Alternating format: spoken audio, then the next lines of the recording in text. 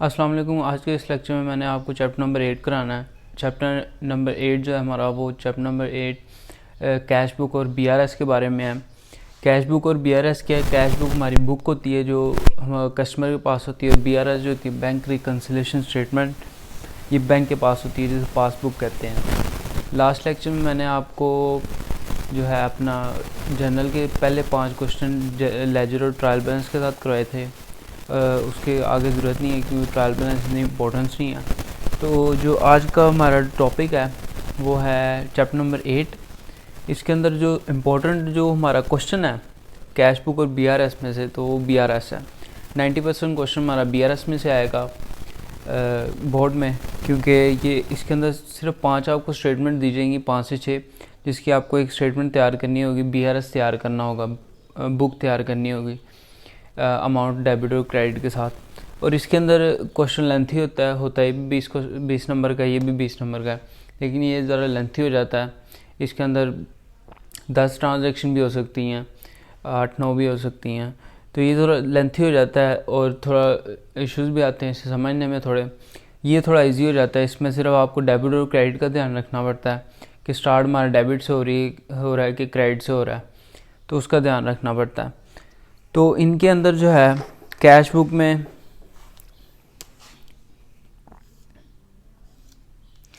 इसे बीआरएस भी कहते हैं शॉर्ट फॉर्म में। तो कैश बुक में हमारी 3 तरह की कैश बुक आ जाती हैं। सबसे पहली जो आती है हमारी सिंगल कॉलम कैश बुक आती है।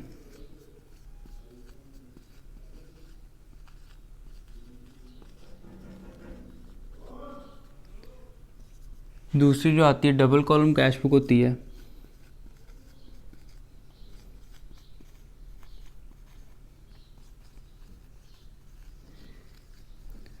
तीसरी जो होती है हमारी ट्रिपल कॉलम कैश बुक होती है।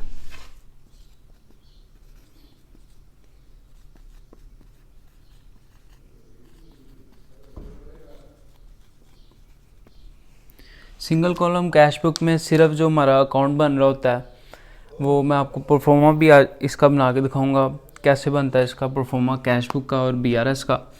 तो सबसे पहले कैश का बना के दिखाऊंगा। जो सिंगल कॉलम कैश बुक है, इसके अंदर सिर्फ हमारी जो है कैश की ट्रांजैक्शन रिकॉर्ड की जा रही होती हैं। और जो डबल कॉलम कैश बुक होता है, इसके अंदर हमारी कैश और बैंक की ट्रांजैक्शन रिकॉर्ड की जा रही होती हैं। और जो हमारा लास्ट है ट्रिपल कॉलम कैश बुक, इसके अंदर 3 होती हैं, 3 तरह की स्टेटमेंट जो है पोस्टिंग हो रही होती है। एक कैश हो रही होती है, एक बैंक हो रही होती है, और एक डिस्काउंट। ये 3 हमारी हो रही होती हैं।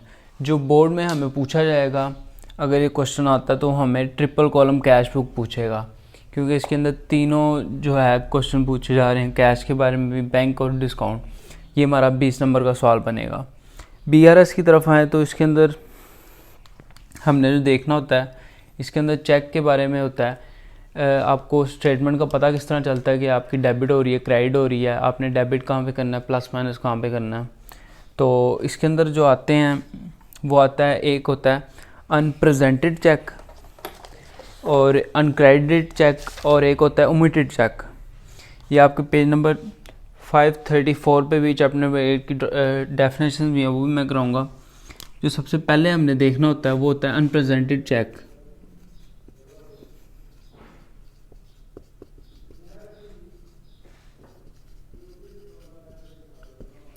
दूसरा हमने देखना होता है अनक्रेडिटेड चेक।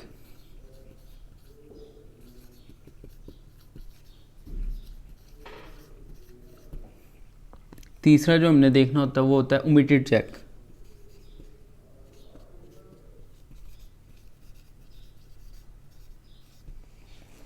ये 3 हमने चेक को नोट करना होता है। ओमिटेड क्या है, क्रेडिटेड क्या है, और प्रेजेंटेड क्या है। अनक्रेडिटेड जो होता है, अनप्रेजेंटेड में होता है आपने all those cheque which are issued by the customer जो इशू करता है पेमेंट के लिए, but not presented for the payment in the bank के अंदर शो नहीं होते पेमेंट के लिए, वो उन्हें अनप्रेजेंटेड चेक कहते हैं। और अनक्रेडिटेड चेक वो होते हैं जो आप बैंक में तो आप जमा कराने के लिए देते हो, लेकिन बैंक जो है आपके अकाउंट में क्रेडिट नहीं करता, जमा नहीं करता, शो नहीं कराता कि आपके पैसे जमा हो गए हैं। कोई भी सर्टेन रीज़न हो सकती है। और ओमिटेड चेक जो होता है वो होता है which are recorded in cash book. Cash book में अपनी बुक में तो आप रिकॉर्ड कर लेते हैं, लेकिन बैंक में जमा नहीं कराते, आप भूल जाते हैं, कोई काम आ जाता है, आप वो जमा नहीं करा पाते। ये होते हैं ओमिटेड चेक। तो इसकी डेफिनेशन हैं वो भी मैं करा देता हूँ। BRS की भी होती है डेफिनेशन है, और इसके अंदर एक कॉन्ट्रा एंट्री आती है जो कैश बुक में करनी होती है। कॉन्ट्रा एंट्री क्या होती है?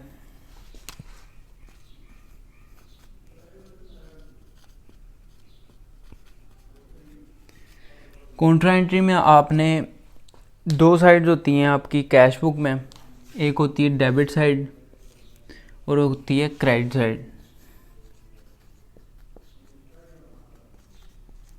एक डेबिट साइड आपकी आ रही होती है और एक क्रेडिट साइड होती है। डेबिट साइड पे आपने क्या करना होता है, कॉन्ट्रा एंट्री जो होती है आपकी, उसके अंदर डबल पोस्टिंग होती है, एक डेबिट में होती है, क्रेडिट में होती है। तो डेबिट में किस तरह होती है कि आपकी फॉर एग्जांपल कोई ट्रांजैक्शन हुई है, तो आपने जो ट्रिपल कॉलम कैश बुक आपकी बनी हुई है, तो आपने जो डेबिट में उसकी पोस्टिंग करनी होती है वो आपने करनी होती है बैंक में, उसकी अमाउंट पोस्ट करनी होती है बैंक वाले कॉलम में, उसकी अमाउंट को लिखना होता है। और जो क्रेडिट साइड पे होती है वहाँ पे आपने कैश वाले कॉलम में जो है अमाउंट को लिखना होता है। ये होती है कॉन्ट्रा एंट्री। वो जब क्वेश्चन करेंगे तो मैं आपको बताऊंगा कैसे करनी है। कॉन्ट्रा एंट्री का ये कॉन्सेप्ट है कि आपने, अगर आपकी कॉन्ट्रा एंट्री आ गई है तो जो आपने डेबिट साइड पे पोस्टिंग करनी है वो बैंक के कॉलम में करनी है, और क्रेडिट साइड पे जो करनी है वो कैश के कॉलम में करनी है। तो इसकी जो है डेफिनेशन देख लेते हैं। बैंक क्या होता है? सबसे पहले चैप्टर नंबर 8 पेज 533 है। बैंक का क्या होता है? A bank is an institution which processes and sell money and translate other financial business of nature like is known as bank. एक इंस्टीट्यूशन है, एक इदारा है जो कैश परचेज करता है और सेल करता है और other financial positions of business से डील करता है। बैंक की टाइप्स आ जाती हैं। 3 टाइप्स ऑफ बैंक होती हैं, अकाउंट होते हैं। करंट अकाउंट होता है, सेविंग होता है, PLS होता है। सेविंग को PLS कहते हैं, और फिक्स्ड डिपॉजिट अकाउंट होता है। करंट अकाउंट वो होता है, in current account a customer is allowed to deposit और withdraw cash from bank according to his own will. Bank जो है, कस्टमर जो है बैंक से पैसे निकलवा सकता है अपनी हैसियत के मुताबिक, उसने जितने भी निकलवाने हैं उसे करंट अकाउंट कहते हैं। और करंट अकाउंट पे बैंक जो है इंटरेस्ट अलाउ नहीं करता, जारी नहीं करता। फिक्स्ड अकाउंट वो होता है, in the amount can be withdrawn from the bank after fix period of time. आपने बैंक में पैसे जमा कराएं एक ख़ास मुद्दत के लिए, 1 साल के लिए करवाएं, 2 साल के लिए, उससे पहले आप जो है पैसे नहीं निकलवा सकते। वो आपको जो है एक ख़ास मुद्दत के बाद ही आप पैसे निकलवा सकते हैं, और बैंक इसके ऊपर इंटरेस्ट अलाउ करता है, देता है। और सेविंग अकाउंट होता है जिसके ऊपर an account in which deposit can be made only up to certain limit. Certain एक ख़ास लिमिट तक आप डिपॉजिट निकलवा सकते हैं पैसे, and the customer is not allowed to withdraw the amount from such amount twice और थ्राइस अ वीक। और कस्टमर को अलाउ नहीं होता कि वो 2 से 3 बार से ज़्यादा जो है एक हफ्ते में पैसे निकलवा सके। इसे PLS अकाउंट भी कहते हैं। Bank overdraft, the amount which a bank allowed to a customer, जो बैंक कस्टमर को अलाउ करता है to withdraw in excess of his deposit for the sake of depositor goodwill. Amount जो है एक हफ्ते में 3 की लिमिट उन्होंने रखी हुई थी, लेकिन कस्टमर की गुडविल की वजह से वो बैंक उसे अलाउ करता है कि आप ज़्यादा पैसे भी निकलवा सकते हैं, और ज़्यादा 3 से 4 दिन भी निकलवा सकते हैं एक हफ्ते में। इसके अंदर आ जाता है voucher, any written evidence in support of business transaction. कोई भी रिटन एविडेंस है आपके पास, आपने कोई चीज़ परचेज़ किया, आपको उस रसीद जो देता है वो आपके पास रिटर्न एविडेंस होता है कि हमने इसे चीज़ खरीदी है। अगर आपने रिटर्न भी करानी हो तो आपके पास वो स्लिप होनी चाहिए। जैसे आप बैंक से पैसे निकलवाते हैं तो आपको जो स्लिप मिलती है वो आपकी वाउचर होता है। इसके अंदर होती है पेइंग स्लिप। पेइंग स्लिप वो आप बैंक में पैसे जमा कराने के लिए इस्तेमाल होती है। Is use to deposit amount in the bank. Bank में डिपॉजिट स्लिप भी इसे कहते हैं।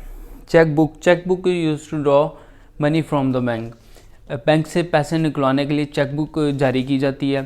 चेक बुक आपको मिलती है जब आप अकाउंट खुलवाते हैं। तो आप अगर आपने एक्सेस अमाउंट में जो है कैश निकलवाना हो तो आपको चेक बुक से निकलवाना होता है। इंडोर्समेंट ऑफ चेक, इसे ट्रांसफ़र ऑफ चेक भी कहते हैं। द होल्डर ऑफ चेक में transfer cheque in favour of his creditor for the clearance of his debts. जो अकाउंट का होल्डर है, जो अकाउंट का मालिक है, वो चेक जारी करता है किसी को ट्रांसफ़र करने के लिए अपने जो क्रेडिटर के अपने जो उसके ऊपर कर्जा है वो उतारने के लिए किसी और को अपना चेक ट्रांसफ़र करता है। इसे कहते हैं इंडोर्समेंट ऑफ चेक या ट्रांसफ़र ऑफ चेक। आगे आता है endorsement dishonouring of cheque. Dishonouring of cheque होता है कि आपने चेक लिखा है, उस लिखने में कोई गलती आ गई है, अमाउंट जो आपके बैंक जो आपने लिखी है वो आपके बैंक में नहीं है, आपके अकाउंट में नहीं है, तो बैंक जो है उसे डिसऑनर कर देता है वसूल करने से या आपको पैसे देने से, तो आपका चेक डिसऑनर हो जाता है। अब आती है cash book, single column cash book. इसकी बात हो रही है। It the cash book which is only cash transaction और रिकॉर्डिंग। मैंने आपको बताया जिसके अंदर सिर्फ कैश ट्रांजेक्शन रिकॉर्ड की जाती हैं। डबल कॉलम कैश बुक में कैश और बैंक की ट्रांजेक्शन रिकॉर्ड की जा रही होती हैं, और ट्रिपल कॉलम कैश बुक में 3 अकाउंट यूज़ हो रहे होते हैं, कैश, बैंक और डिस्काउंट। अगली हमारी BRS bank reconciliation statement. If there is any discrepancy arises between the balance of cash book and that of passbook. अगर आपकी कैश बुक में या आपकी कैश बुक में और आपकी पासबुक बुक में अगर कोई इशू आ रहा है, कोई प्रॉब्लम आ रही है, या बैंक ने ज़्यादा लिख दिया है, कम लिख दिया है, या आपके पास जो अमाउंट आ रही है वो बैंक में नहीं है, तो आप उन दोनों को बैलेंस करने के लिए, उन दोनों को रिकॉन्साइल करने के लिए जो स्टेटमेंट बनाते हैं उसे BRS कहते हैं। पैटी कैश बुक वो होती है जो आप अपने अखराजात लिखने के लिए डेली बेसिस पे, इसे आप कैश बुक में लिखने की ज़रूरत नहीं होती। जो मेन कैश बुक है इसे आप पैटी कैश बुक में लिखते हैं। फॉर एग्ज़ाम्पल आपने शॉपिंग की है, शूज़ ले लिए हैं, फ़ोन ले लिया है, कोई भी आपने जो डेली बेसिस पे आप खर्चे कर रहे होते हैं, ये आपकी पैटी कैश बुक में लिखे जाते हैं। उसके बाद है unpresented cheque. All those cheques which are issued by the customer, जो मैंने आपको बताया कस्टमर से इशू किए जाते हैं, but the bank has not presented for the payment in the bank. लेकिन बैंक में पेमेंट के लिए शो नहीं होते, प्रेजेंट नहीं होते। आर कॉल्ड अनप्रेजेंटेड चेक और check issued not but not presented for the payment. Payment के लिए इशूड नहीं होते, प्रेजेंट नहीं किए जा रहे होते। अनक्रेडिटेड चेक जो होते हैं, आपने बैंक को जो पैसे दिए हैं जमा कराने के लिए, लेकिन उन्होंने अपने अकाउंट आपके अकाउंट में डिपॉजिट जमा नहीं कराए, क्रेडिट नहीं करवाए, आपको अमाउंट शो नहीं हो रही, तो अनक्रेडिटेड चेक होगा। ओमिटेड चेक भूल के हो जाता है। आपने cheque which are recorded in cash book, जो आपकी कैश बुक में तो लिखा होता है, आपने अपनी कैश बुक में तो लिखा होता है, लेकिन आपने BRS में नहीं, आप बैंक में आप जमा कराना भूल जाते हैं किसी वजह से, तो उसे कहते हैं ओमिटेड चेक। तो ये था क्वेश्चन नंबर 8। इसका मैं आपको बना के दिखाता हूँ। चैप्टर 8 है, तो इसका मैं आपको बना के दिखाता हूँ। परफॉर्मा कैश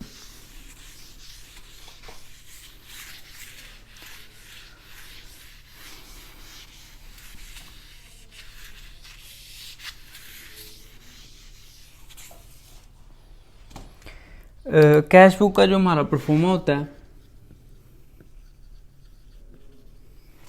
इसके अंदर आ जाता है हमारा डेट, डिटेल,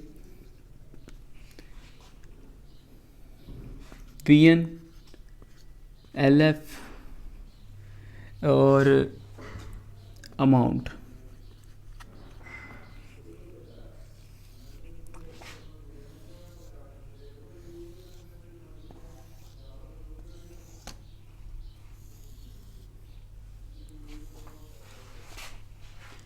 इसी तरह क्रेडिट साइड पे भी date, detail, VN, LF, amount.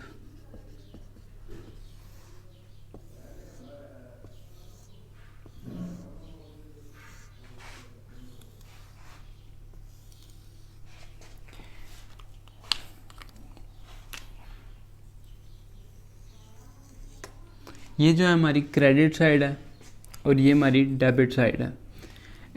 Date आ जाती है हमारी इसके अंदर, ये मैं आपको सिंगल कॉलम कैश बुक का बता रहा हूँ proforma.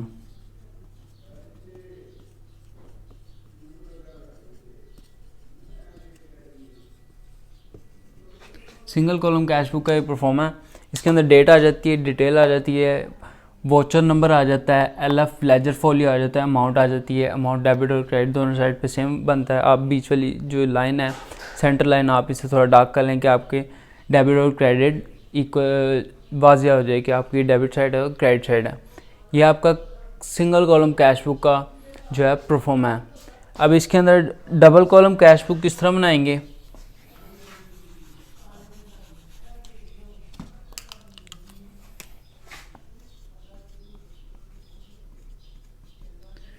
Double column cash book में हमारा जो है अमाउंट की जगह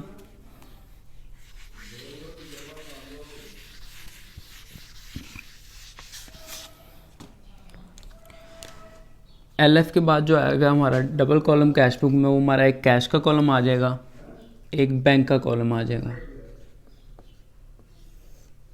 ये हमारा डबल कॉलम कैश बुक का प्रोफॉर्मा है। इसके अंदर थोड़ा लेंथी हो जाता है, डेट आ जाती है, detail, voucher number, LF ledger folio, cash और बैंक। कैश के अंदर कैश की अमाउंट लिखते हैं, बैंक के अंदर बैंक की लिखते हैं। और इसी तरह क्रेडिट साइड पे भी ऐसे ही यही प्रोफॉर्मा क्रेडिट साइड पे बनता है। और जो है हमारी triple column cash book,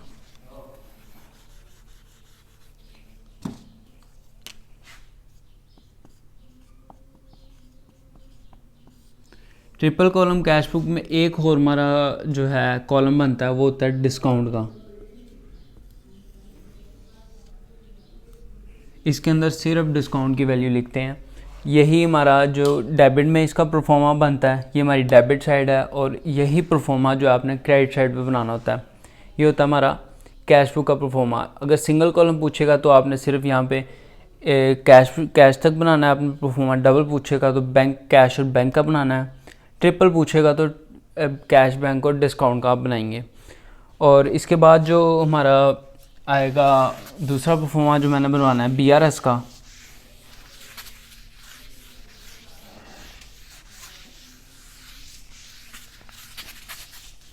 BRS के जो हमारा बनेगा परफॉर्मा वो थोड़ा सिंपल है इससे। उसके अंदर सीरियल नंबर आ जाता है और डिटेल और अमाउंट का एक आता है कॉलम। सबसे ऊपर हम BRS लिखते हैं, बैंक रिकन्सिलिएशन स्टेटमेंट।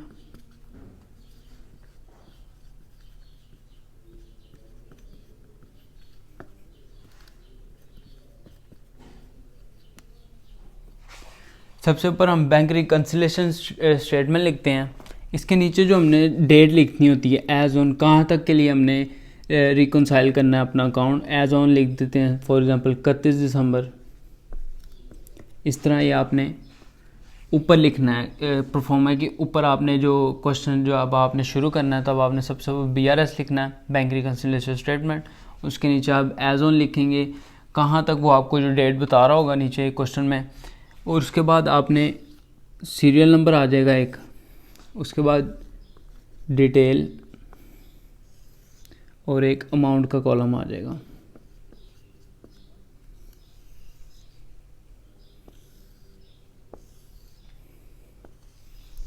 ये हमारा जो है BRS का परफॉर्मा है। इसी तरह बनेगा, इसके अंदर और कोई एडिशन नहीं होगी।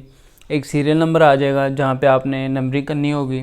डिटेल में आप एक फॉर एग्ज़ाम्पल आप कोई स्टेटमेंट लिख देते हैं, check issued but not presented, debit हो गए, क्रेडिट, उसके साथ आपने अमाउंट लिखनी है। जो डेबिट और क्रेडिट हो रही होगी, अगर डेबिट है या क्रेडिट, अगर डेबिट है तो अमाउंट हमारी प्लस में जाएगी। जो हमारी सबसे पहले अमाउंट चाह रही होगी ना, फॉर एग्ज़ाम्पल यहाँ पर हमारा 2000 है, तो अगली हमारी ये डेबिट की अमाउंट चाह रही है ऊपर प्लस में। अगर नीचे क्रेडिट आ गई है तो वो माइनस की है, हमारी माइनस की है, तो हमने अगर 1000 से अगर माइनस होगा तो यहाँ पे लाइन लगाएंगे और 1000 हम बैलेंस लिखेंगे। अगर क्रेडिट जो ऊपर बैलेंस चाह रहा होगा ना, आपने उससे देख के चलना है कि ऊपर कौन सा चाह रहा है। अगर प्लस में चाह रहा है तो प्लस के हिसाब से आपने चलना है, माइनस चाह रहा है तो माइनस के हिसाब से आपने चलना है। तो ये हमारा BRS का परफॉर्मा, और इसके अंदर मैंने आपको थोड़ी डिटेल दे दिया है। आज के लेक्चर के लिए इतना ही। इसके अंदर कोई इशू है तो कोई प्रॉब्लम है आप ज़रूर शेयर करें। अल्लाह हाफ़िज़।